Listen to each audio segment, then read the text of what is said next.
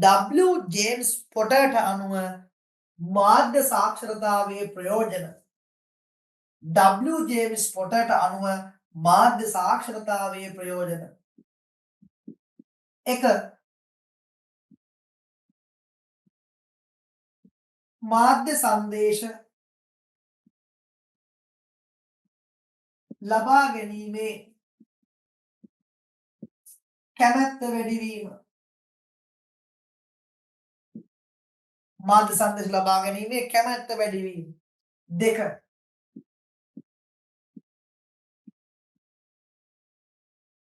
මාධ්‍ය පාලනයට බලයක් ලැබීම.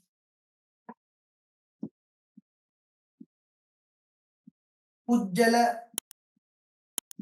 මානසික චර්යා පද්ධතිය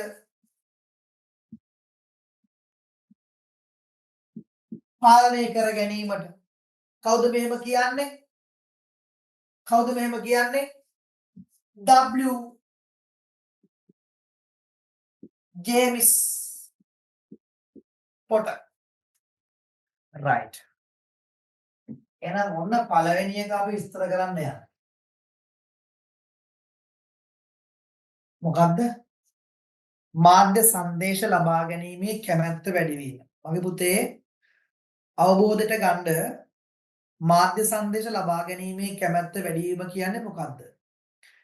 අපි පුතේ මාධ්‍ය පරිහරණය කරන්නේ අපේ අරමුණක් ඉෂ්ට කරගන්න. හරි? මං කලින් කිව්වා අපිට තියෙන විඥානික සෝපතයක්. මල්ලිට තිබ්බේ අවිඥානික සෝපතයක්. උට අරමුණක් නැහැ මාධ්‍ය පරිහරණය කරන්න. හැබැයි මට අරමුණක් තිබුණා මාධ්‍ය පරිහරණය කරන්න. එහෙනම් මගේ කැමැත්තට අනුව තමයි මම මාධ්‍ය පරිහරණය කරන්නේ. හරි? හැබැයි පුතේ හැම මාධ්‍ය ආයතනයක්ම උත්සාහ කරන්නේ පුළුල් ග්‍රාහක කණ්ඩායම තමන්ගේ මාධ්‍ය වටා ඒකරාශී කරගෙන වාණිජ අරමුණු ඉෂ්ට කරගන්න. තමන්ගේ වාණිජ අරමුණු ඉෂ්ට කරගන්න උත්සාහ කරනවා පුළුල් ග්‍රාහක කණ්ඩායමක් තමන්ගේ මාධ්‍ය වටා එකතු කරගෙන. ඒ මාධ්‍ය නාලිකා හැමතිස්සෙම කරන්නේ පුතේ ග්‍රාහකයා ඇදලා බැඳලා තියාගන්න පුළුවන් මාධ්‍ය සංදේශ ග්‍රාහකයා ඉදිරියට අරගෙන යනවා. ග්‍රාහකයා ඉදිරියට අරගෙන යනවා. මේවා දකින ග්‍රාහකයා තමන්ගේ කැමැත්ත යටපත් කරගෙන මාධ්‍ය පෙන්නපු මාධ්‍ය සංදේශයට අනුගත වෙනවා. හැබැයි පුතේ මාධ්‍ය සාක්ෂරතාවයේ තියෙන ග්‍රාහකයා මාධ්‍ය සාක්ෂරතාවයේ තියෙන ග්‍රාහකයා මොකද කරන්නේ? මාධ්‍යයේ වාණිජ අරමුණු හඳුනාගෙන මාධ්‍යයේ වාණිජ පරමාර්ථ හඳුනාගෙන මොකද කරන්නේ? මාධ්‍යයේ වාණිජ පරමාර්ථ හඳුනාගෙන තමන්ට කැමැති පරිදි මාධ්‍ය සංදේශ පරිහරණය කරනවා. තමන්ට කැමැති පරිදි මාධ්‍ය සංදේශ පරිහරණය කරනවා. තේරුණානේ? right. මෙහෙමයි ලියන්නේ. පළවෙනි තරුව පුතේ ප්‍රශ්නෙන්ම තමයි පිළිතුරු අවතීර්ණ වෙන්නේ කියලා මම උඹලට කියලා දීලා තියෙනවා මගේ පුතේ. මොකද්ද? මාධ්‍ය සාක්ෂරතාවය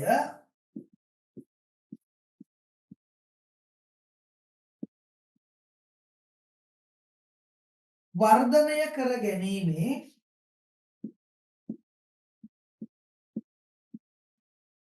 කුසලතාවය නැත්නම් ප්‍රයෝජනයක් ලෙස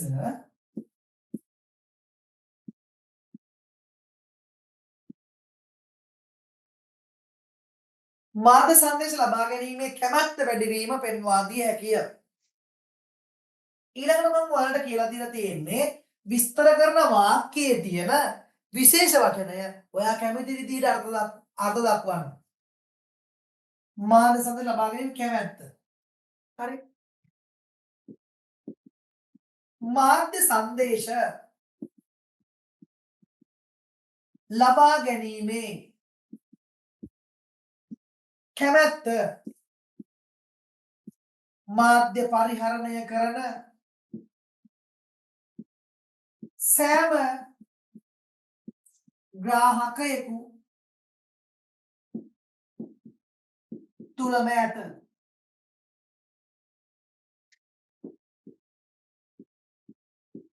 නමුත් වාණිජ පරමාර්ථයෙන් ක්‍රියාත්මක වන මාධ්‍ය ආයතනවලට ඇති කැමැත්ත වන්නේ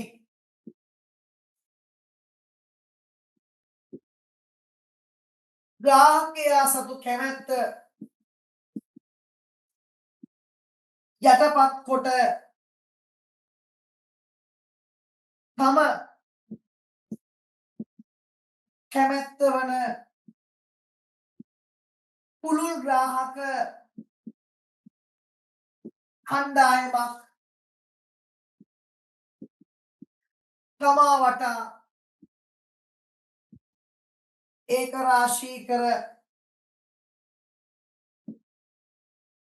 ඒක රාශී කර ගැනීමට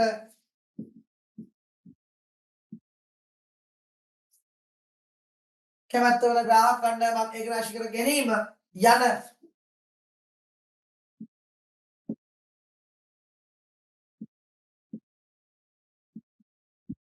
කැමැත්ත ඉටු කර ගැනීමයි මේ සඳහා මාධ්‍ය ආයතන විචිත්‍ර නිර්මාණාත්මක මාධ්‍ය සංදේශ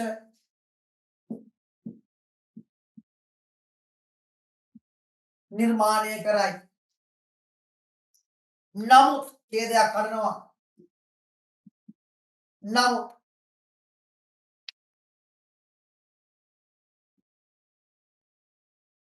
මාධ්‍ය සාක්ෂරතාවය සහිත ග්‍රාහකයා මාධ්‍යයේ වාණිජ පරමාර්ථයන් හඳුනා ගනිමින් තම කැමැත්ත මාධ්‍යයට යටපත් කිරීමට ඉඩක් ලබා නොදී තම කැමැත්තට අනුව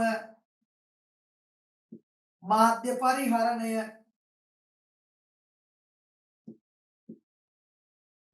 කිරීමට සමත් වේ.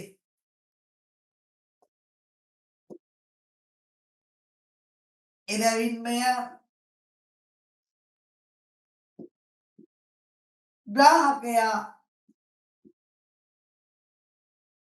ග්‍රාහකයාගේ මාධ්‍ය සංදේශ ලබා ගැනීමේ කැමැත්ත වැඩිවීමකි. right ඔච්චරයි. පුජ්‍යල මානසික චර්යා පද්ධතිය පාලනය කර ගැනීමට මොකද පුතේ?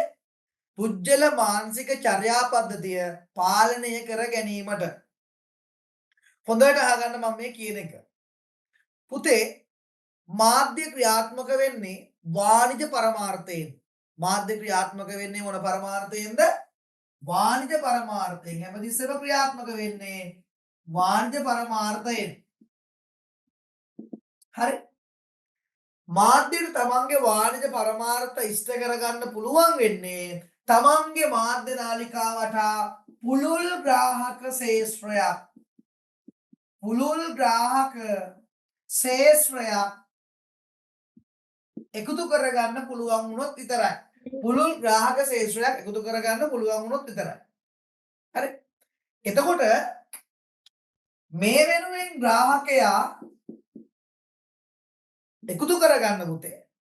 ග්‍රාහකය එකතු කරගන්න මාධ්‍ය මොකද කරන්න පුතේ? ග්‍රාහකයා රුචිකත්වයක් දක්වන ග්‍රාහකයා රුචිකත්වයක් දක්වන මාධ්‍ය වැඩසටහන් විකාශනය කරනවා. මාධ්‍ය වැඩසටහන් විකාශනය කරනවා. හරි? අන්න එතනදී පුතේ ග්‍රාහකයා තමන්ගේ මාධ්‍ය නාලිකාවට ඇද බැඳ තබා ගැනීමට සමත් වෙනවා. හරි? ග්‍රාහකයා ඇදලා බැඳලා තියාගන්න සමත් වෙනවා. තේරුණාද කියන දේ? එතනදී පුතේ මාධ්‍ය ආයතන සමත් වෙනවා. මාධ්‍ය සමත් වෙනවා මොනවා කරන්නද? ග්‍රාහකයාගේ මානසිකත්වය Tamanට අවශ්‍ය පරිදි හසුරවන්න. ග්‍රාහක මානසිකත්වය Tamanට අවශ්‍ය පරිදි හැසිරවීමට සමත් වෙනවා. හරි? මතක තියාගන්න පුතේ අපි මාධ්‍ය වටා එකතු වුණායින් පස්සේ අපි අපේ මානසික පද්ධතිය දෙනවා කාටද? සම්පූර්ණයෙන් මාධ්‍ය ආයතන වලට මාධ්‍ය නිර්මාණයට එයාලට ඕන හැටියට හසුරවන්න. ඒකෙදි පුතේ අපි ෆිල්ම් එකක් බලලා බය ඇති කරගන්නේ. ෆිල්ම් එකක් බලලා පුතේ අපි දුක ඇති කරගන්නේ. ෆිල්ම් එකක් ඇති කරලා අපේ හිත ඇතුලේ පුතේ යම්කිසි දැඩි පීඩනයක් ඇති කරගන්නේ. අන්න මාධ්‍ය පුතේ තමන්ගේ ග්‍රාහක මානසිකත්වය ඇදලා බැඳලා තබා ගන්න සමත් වුණයින් පස්සේ ග්‍රාහකයාගේ මනස ග්‍රාහකයාට ස්වාධීනව පාවිච්චි කරන්න බැරි වෙලා තනිකරම ග්‍රාහක මනස කන්ට්‍රෝල් කරන්න ගන්නේ අදාළ මාධ්‍ය නිර්මාණය. ග්‍රාහකයා අඬවනවා, ග්‍රාහකයා බියටපත් කරනවා, දුකටපත් කරනවා. හරි? එයාදී වශයෙන් ගත්තාම ග්‍රාහක මානසිකත්වය Tamanට අවශ්‍ය පරිදි හැසිරවීමට ග්‍රාහකයා සමත් වෙනවා. අන්න එතරම්දී පුතේ නමුත් මාධ්‍ය සාක්ෂරතාවය සහිත ග්‍රාහකයා මොකද වෙන්නේ? මාධ්‍යයේ යටි අරමුණු හඳුනා ගනිමින්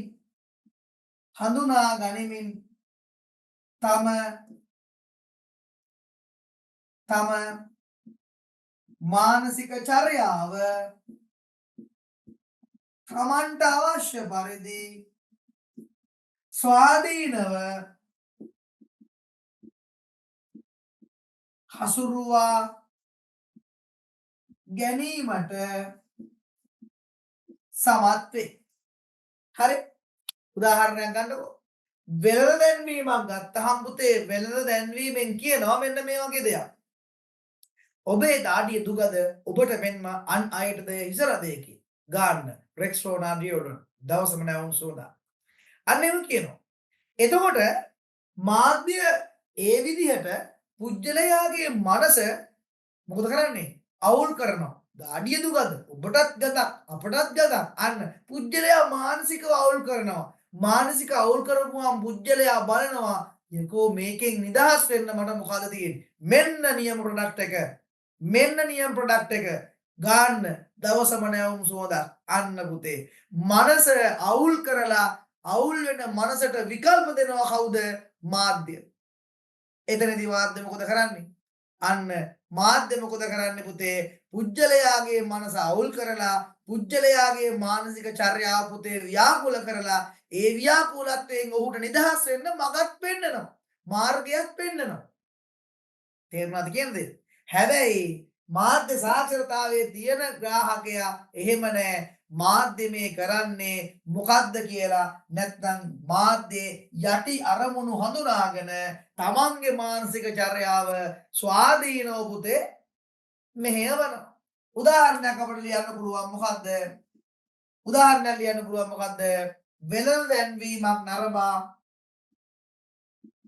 වෙළඳ දැන්වීමක් නරඹා එහි එහි එතුලින් කරන මානසික පෙළඹවීමෙන් නිදහස් වීම. අන්න පුතේ. වෙළඳැන්වීමක් බලලා එතුලින් කරන මානසික පෙළඹවීමෙන් ග්‍රාහකයා නිදහස් වෙන්නේ ඔහුගේ මානසික චර්යාව ඔහුටම පාලනය කරගන්න හැකියාව තිබීම. ලියන්න කොහොමද? පටන් ගන්නවා මෙන්න මෙහෙම. W ජේම්ස් පොටර්ට අනුව මාධ්‍ය සාක්ෂරතාවේ ප්‍රයෝජනයක් ලෙස මොකද ලියන්නේ? පුජ්‍යල මානසික චර්යා පද්ධතිය පාලනය කර ගැනීමට හැකියවීම පෙන්වා දිය හැකිය. ඊට පස්සේ කියනවා මාධ්‍ය ක්‍රියාත්මක වන්නේ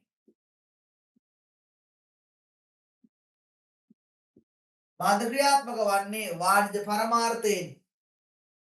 එකී වාණිජ පරමාර්ථයන් ඉෂ්ට කර ගැනීමට පුළුල් ග්‍රාහක ශේෂ්ත්‍රයක් මාධ්‍ය වටා ඒක රාශී කරගත යුතුයි. එබැවින් ග්‍රාහක රුචිකත්වය මත මාධ්‍ය වැඩසටහන් නිෂ්පාදනය කරයි.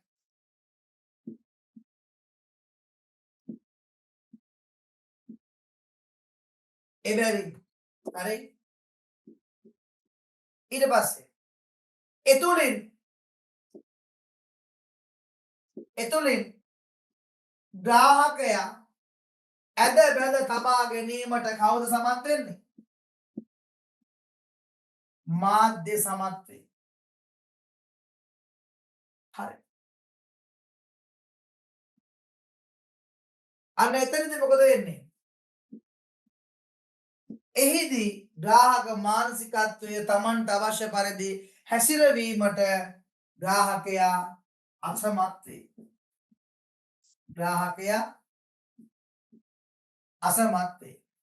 නමුත් මාධ්‍ය සාක්ෂරතාවේ සහිත ග්‍රාහකයා මාධ්‍ය යටි අරමුණු හඳුනා ගනිමින් තම මානසික චර්යාව Tamanට අවශ්‍ය පරිදි ස්වාධීනව හසුරුවා ගැනීමට සමත් වේ. උදාහරණයක් අපි ලියනවා පුතේ. වෙළඳ දැන්වීමක් නරඹා එතුලින් සිදු කරන මානසික පෙළඹවීමෙන් ග්‍රාහකයා නිදහස් වීම. තුන්වෙනි එක මොකද්ද?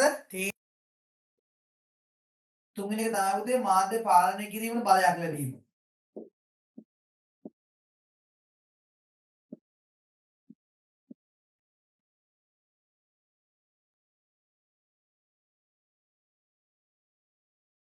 මාධ්‍ය පාලනය කිරීමට බලයක් ලැබීම. මේ අහන්නකො. පුතේ අපේ සමාජීය කටයුතු වෙනුවෙන් මාධ්‍ය දායකත්වය ලබා දිය යුතුයි. ගමේ පාරම කැඩුනහම, ගමට එන බස් එක නැවතුනහම, ගමේ පාර හදන්න සල්ලි හම්බ වෙච්චි දේශපාලඥයා සල්ලි ටික සාක්කුවේ දාගන්නකොට අන්න ඒ වගේ ගැටලුවලදී පුජ්‍යල ගැටලුවලදී මාධ්‍ය මැදිහත් විය යුතුයි. එතනදී පුතේ මාධ්‍ය මොකද කරන්නේ? තමන්ගේ වාණිජ අරමුණු වෙනුවෙන් ක්‍රියාත්මක වෙනවා මිසක් පුජ්‍යලයාගේ සමාජීය අරමුණු වෙනුවෙන් ක්‍රියාත්මක වෙන්නේ නැහැ. හරි? අන්න ඒ වගේ අවස්ථාවන් වලදී මාධ්‍ය සාක්ෂරතාවයේ තියෙන ග්‍රාහකයා මොකද කරන්නේ? ප්‍රධාන ධාරාවේ මාධ්‍ය නොහොත් පුවත්පත ගුවන්විදුලිය රූපවාහිනිය තමන් වෙනුවෙන් මැදිහත් වෙනකම් බලන් ඉන්නේ නැතුව මොකද කරන්නේ? විකල්ප මාධ්‍යයන්ගෙන් සමාජයට තොරතුරු වාර්තා කරනවා. උදාහරණයක් ගමේ පාලම කැඩිලා මාධ්‍යවේදියා ගමට ඇවිල්ලා අදාළ සිදුවීම වාර්තා කරනකම් බලන් ඉන්නේ නැතුව තමන් මොකද කරන්නේ? තමන්ගේ ජංගම දුරකථනයෙන් මේක වීඩියෝ කරලා සෝෂල් මීඩියා ඔස්සේ බෙදා හරිනවා. මේ බලන්නකෝ.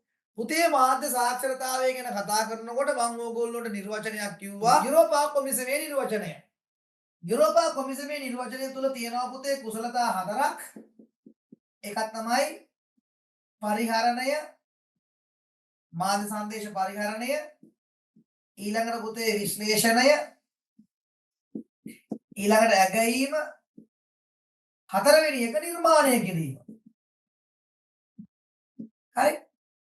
මෙන්න මේ නිර්මාණය කිරීම කියන කුසලතාවයක් එක්කලා තමයි මාධ්‍ය පාලනයට බලයක් ලැබීම කියන කාරණාව එන්නේ. හරි. ප්‍රධාන ධාරාවේ මාධ්‍ය අපි අපේ සමාජ අරමුණු වෙනුවෙන් මැදිහත් වෙනකම් බලන් ඉන්නේ නැතුව අපි මොකද කරන්නේ? අපේ ප්‍රධාන ධාරාවට අභියෝගයක් කරමින් උඹලා එපා කියලා පුතේ අභියෝගයක් කරමින් අපිට පුළුවන් විදියට අපේ මාධ්‍යයන් හරහා අපේ විකල්ප මාධ්‍යයන් හරහා තොරතුරු සමාජගත කරනවා. එතනදි පුජ්‍යලයට අවශ්‍යයි මාධ්‍ය නිර්මාණය කිරීමේ කුසලතාවය. සාක්ෂරතාවය තුළින් මේ කුසලතාවය හම්බ වෙන නිසා පුතේ පුළුවන් වෙනවා ප්‍රධාන ධාරාවට අභියෝගයක් කරමින් මාධ්‍ය පාලනය කරමින් මොකද කරන්නේ? විකල්ප මාධ්‍යයන් ඔස්සේ තොරතුරු සමාජගත කරන්න. මාධ්‍ය පාලනයට අභියෝගයක් ලැබෙනවා කියලා කියන්නේ ඔන්න ඕක. මාධ්‍ය පාලනයට බලයක් ලැබෙනවා කියලා කියන්නේ ඔන්න ඕක. මාධ්‍ය අපේ කටයුතු වෙනුවෙන් මැදිහත් වෙන්නේ නැහැ. ඒකට හේතුව තමයි මාධ්‍යයට තියෙනවා පුතේ වාණිජ අරමුණු ඉෂ්ට කර ගැනීමේ තරගයක්. ඒ තරගෙදී පුජ්‍යලයා සමාජීය කටයුතු වලින් බැහැර වෙලා මොකද කරන්නේ? වාණිජ අරමුණු පස්සේ දුවනවා. එතනදී පුජ්‍යලයාට පුළුවන් මාධ්‍ය තමන්ගේ කටයුත්ත වෙනකන් තමන්ගේ කටයුත්ත කරලා දෙනකන් බලන් ඉන්නේ නැතුව පුතේ ප්‍රධාන ධාරාවේ මාධ්‍යයන් වලට අභියෝගයක් වෙමින් විකල්ප මාධ්‍යයන් ඔස්සේ තොරතුරු සමාජගත කරා. Facebook එකට දාන්න පුළුවන් අපේ වීඩියෝ කරලා ගමේ පාලම ගෙඩලා තියෙනවා. තේරුණාද කියන්නේ? අන්න ඒ කුසලතාවයේ පුතේ අපට හිමි වෙන්නේ අර යුරෝපා කොමිසම කිව්වා මාධ්‍ය සාගරතාවයේ කුසලතා හතරක් පරිහරණය, විශ්ලේෂණය, ඇගීම, නිර්මාණය කිරීම කියලා. නිර්මාණය කිරීමේ හැකියාව තුළ තමයි පුතේ අපට ප්‍රධාන ධාරාවේ මාධ්‍යට අභියෝගයක් වෙමින් මාධ්‍ය සංදේශ නිර්මාණය කරන්න හැකියාව ලැබෙන්නේ. තේරුණාද?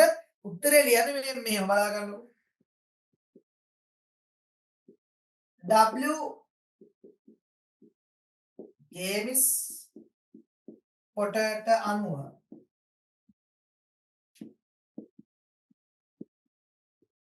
මාධ්‍ය සාක්ෂරතාවයේ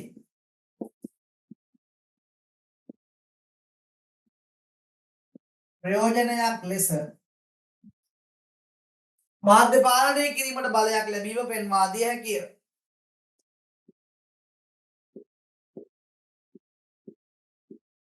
මාධ්‍ය පාලනය යනුවෙන්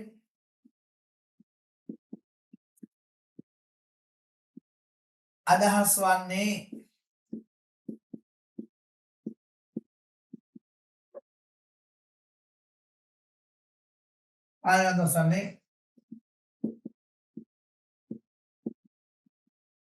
ප්‍රධාන ධාරාවේ මාධ්‍ය වෙනුවට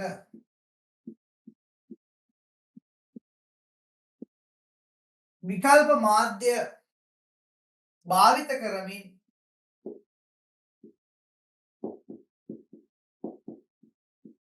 පුජ්‍යලයා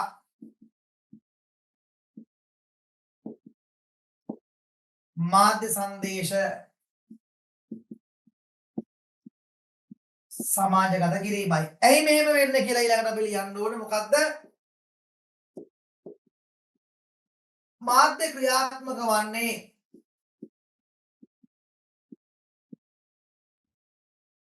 වාණිජ පරමාර්ථයෙනි. එහිදී පුජ්‍යලයාගේ සමාජ කටයුතු වෙනුවෙන් මාධ්‍ය මැදිහත් නොවේ. එවැනි තත්ත්වයන් වලදී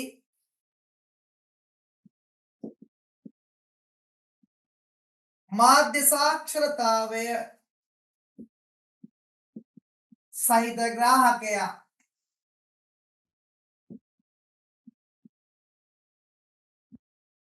මාධ්‍ය සංදේශ නිර්මාණය කිරීමට ඇති හැකියාව මත ඇති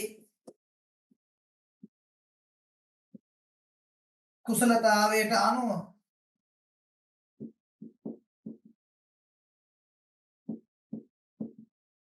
ප්‍රධාන ධාරාවේ මාධ්‍යට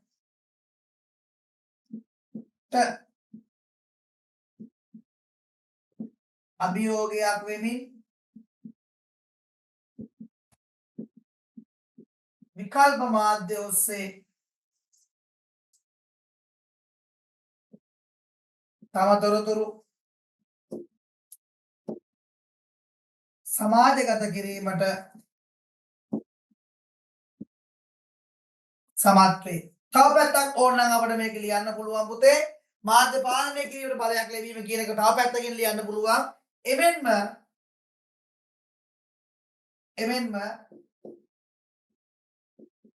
වාණිජ අරමුණු මත ක්‍රියාත්මක වන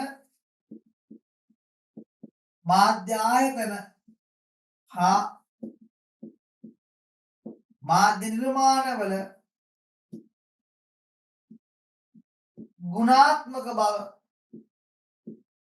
ගුණාත්මක බව පිළිබඳව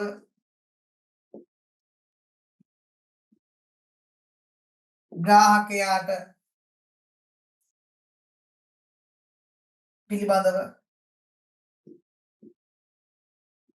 මාධ්‍ය සාක්ෂරතාවය සහිත ග්‍රාහකයා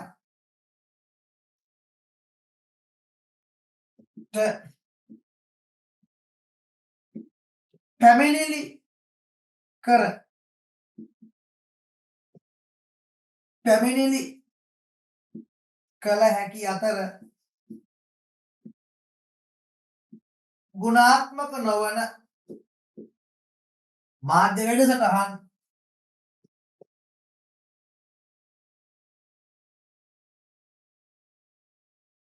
වලට එරෙහිව නැගී සිටීමට හැකියාව ලැබේ. right. ඔන්න. පැති දෙකකින් ලිව්වා. මේක වෙනම පැත්තක්, මේක වෙනම පැත්තක්. හරි. මාධ්‍ය පාලනය කිරීමට බලයක් ලැබීම කියන එක වෙනම පැත්තක්. හරි. පළවෙනි පැත්ත තමයි පුතේ අපි වෙනුවෙන් මැදිහත් නොවන මාධ්‍ය දිහා බලන් ඉන්නේ නැතුව අපි විසින්ම පුතේ අපට කැමති විදියට මොකද කරන්නේ? තොරතුරු සමාජගත කරනවා. ඊළඟට අපි දෙවෙනි පැත්ත ලියනවා ගුණාත්මක නොවන මාධ්‍ය වැඩසටහන් වෙනුවෙන් අපට නැගී සිටින්නට පුතේ හැකියාවක් ලැබෙන්නේ මොකෙන්ද? උසස් මාධ්‍ය සාක්ෂරතාවය තිබීමෙන්. right ලියා ගන්න රස ගාලා